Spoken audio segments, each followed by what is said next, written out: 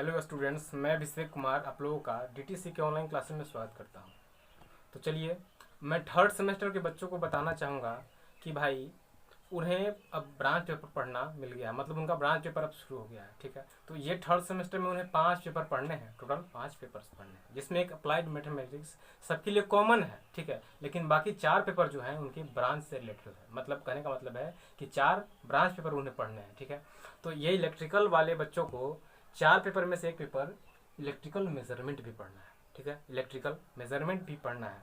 तो मैं अभिषेक कुमार आप लोगों को इसी पेपर को डील करूंगा, मतलब इलेक्ट्रिकल मेजरमेंट मैं आप लोगों को पढ़ाऊंगा। ठीक है, तो चलिए देखते हैं कि इलेक्ट्रिकल मेजरमेंट क्या है। ठीक है, क्यों ज़रूरी है, तो ध्यान दीजिएगा।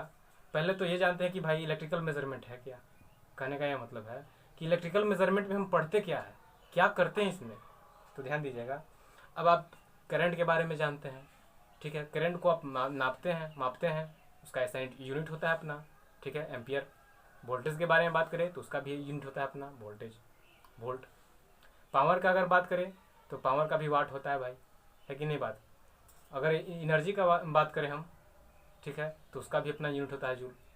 ठीक है, अगर इलेक्ट्रिकल में हम बात करें KWH लिखते हैं, किलोवाट आवर लिखते हैं। ठीक है, तो हर जगह हर चीज़ का यूनिट होता है। ठीक है, तो ये जो यूनिट बना, ठीक है, एक यूनिट बनाया गया हर चीज़ को मापने के लिए। तो मापने के लिए तो यूनिट बन गया, लेकिन कोई इंस्ट्रूमेंट भी तो चाहिए। उसको हम कैसे पता करेंगे कि इसमें कितना क्वांटिटी है। ठीक है, उसका क्वांटिटी पता करने के लिए भाई कोई इंस्ट्रूमेंट भी तो चाहिए। अब वायर है, करंट फ्लो हो रहा है, तो आपको पता कितना चलेगा कि करंट कितना फ्लो हो रहा है। ठीक है, कोई एपरेटस है तो आपको पता कैसे चलेगा कि भाई ये एपरेटस इतना वोल्टेज पे काम करता है, इतना करंट पे काम करता है, इतना करंट ये लेता है, इतना वोल्टेज पे काम करता है, इतना पावर लेता है। तो ये जो समस्या थी कि भाई इलेक्ट्रिकल पावर को, इलेक्ट्रिकल एनर्जी में जो भी पैरामीटर्स हैं, जो भी क्वांटिटीज़ हैं, इन सबको हम मापेंगे कैसे। तो इन सबको मापने के लिए यहाँ पर हम बनाया गया कई तरह के इंस्ट्रूमेंट्स बनाए गए और उन्हीं का यूज़ करके उनको मापा जाता है। ठीक है, तो ये जो इलेक्ट्रिकल मेजरमेंट पेपर है, हम इसमें इन्हीं सब इंस्ट्रूमेंट्स के बारे में पढ़ने वाले हैं कि भाई वोल्टेज को मापने के लिए कौन कौन सा इंस्ट्रूमेंट हम यूज़ करेंगे, करंट को मापने के लिए कौन कौन सा इंस्ट्रूमेंट हम यूज़ करेंगे, पावर को मापने के लिए कौन कौन सा इंस्ट्रूमेंट यूज़ करेंगे, इलेक्ट्रिकल एनर्जी को कैसे मापेंगे। ठीक है, सर्किट पैरामीटर, मतलब सर्किट पैरामीटर कहने का मतलब है कि इलेक्ट्रिकल सर्किट में कुछ ऐसे भी चीज़ होते हैं जिन पे उनका पूरा का पूरा क्वान्टिटी डिपेंड करता है, जैसे रजिस्टेंस, ठीक है, inductance, resistance, inductance, capacitance. Generally इनको सर्किट पैरामीटर का नाम दिया जाता है। तो उसको हम किस तरह से मापेंगे। ठीक है, तो ये जो इलेक्ट्रिकल मेजरमेंट है इसमें हम इन्हीं सब चीज़ों को पढ़ेंगे। ठीक है, तो चलिए देख लेते हैं ओवरव्यू सिलेबस का।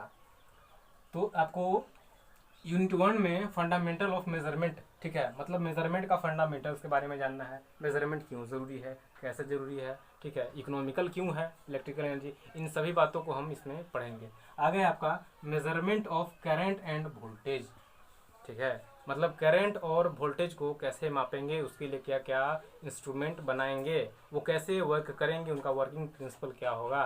ठीक है, आगे देखिए, आगे है मेजरमेंट ऑफ पावर, मतलब इलेक्ट्रिकल पावर जो है आपका, उसको कैसे मेजर करेंगे, उसके लिए क्या बनाएंगे। ठीक है, क्या, ठीक है, क्या कौन सा इंस्ट्रूमेंट, उसका वर्किंग प्रिंसिपल, ये सब बातें हम इसमें करेंगे। ठीक है, आगे आपका मेजरमेंट ऑफ इलेक्ट्रिकल एनर्जी। ठीक है, मतलब इलेक्ट्रिकल एनर्जी को मेजर करने के लिए क्या क्या हम यूज़ करेंगे। आप लोगों ने अपने जनरली हर जगह देखा होगा कि भाई जो हम अब पोल से ले लिए, वायर खींच लिए अपने घर तक, तो वहाँ पर एक मीटर लगा होता है, देखिए होंगे मीटर।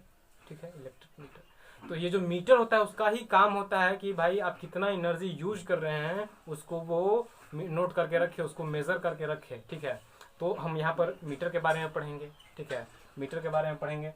फिर आपका ये क्या है, constructional feature and working of other meters. ठीक है, यहाँ पर तो हम इतना सारा पढ़ लिए, और भी कई तरह के मीटर्स होते हैं, तो उनके बारे में हम इसमें पढ़ेंगे यूनिट 5 में। और यूनिट 6 है, ये देख लीजिए, measurement of circuit parameter. Circuit parameter के बारे में हमने पहले ही बोला था कि भाई रेजिस्टेंस, इंडक्टेंस, कैपेसिटेंस को हम जनरली सर्किट पैरामीटर कहते हैं। ठीक है, तो वही सर्किट पैरामीटर को हम कैसे मेजर करेंगे, क्या इंस्ट्रूमेंट बनाएंगे उसको मेजर करने के लिए, ठीक है, वो हम यूनिट 6 में पढ़ेंगे। ठीक है, तो ध्यान दीजिएगा, यही आपको सिलेबस में पढ़ना है 6 यूनिट, और 6 यूनिट में हमने भी बताया कि किस यूनिट में किस चीज़ के बारे में हम लोग को पढ़ना है। ठीक है, आगे हम लोग ये भी पढ़ेंगे कि भाई डीपली पढ़ेंगे कि कैसे कैसे क्या हो रहा है। ठीक है, सारी चीज़ों को हम अच्छी तरह से एक अच्छी वे में हम पढ़ते जाएंगे। ठीक है, अब ध्यान दीजिएगा, मेज़रमेंट के बारे में थोड़ा सा बात कर लेते हैं। मेज़रमेंट के बारे में, अब देखिए मेज़रमेंट कोई नया चीज़ है नहीं, आप लोगों ने पहले भी पढ़ा होगा यूनिट एंड मेज़रमेंट। ठीक है, यूनिट एंड मेज़रमेंट, इकाई एवं मापन, पहले भी पढ़ा होगा इस चीज़ को। ठीक है, तो वहाँ पर आप लोग को ये बताया जाता था कि भाई अगर हम बहुत पहले का बात करें, बहुत पहले का, तो उस समय कोई हमारे पास इंस्ट्रूमेंट नहीं था किसी को मापने के लिए। ठीक है, कोई यूनिट नहीं बनाया गया था। अब उस समय जब किसी आदमी को किसी से कोई चीज़ खरीदना होता था तो भाई कुछ नहीं करता था, बस एक सामान देता था, दूसरा सामान लेता था। तो फिर उन्होंने एक माप बनाया, ठीक है, तोलने का हिसाब, कि हम इतना देंगे तुम उतना दो। फिर इन्होंने एक यूनिट बनाया।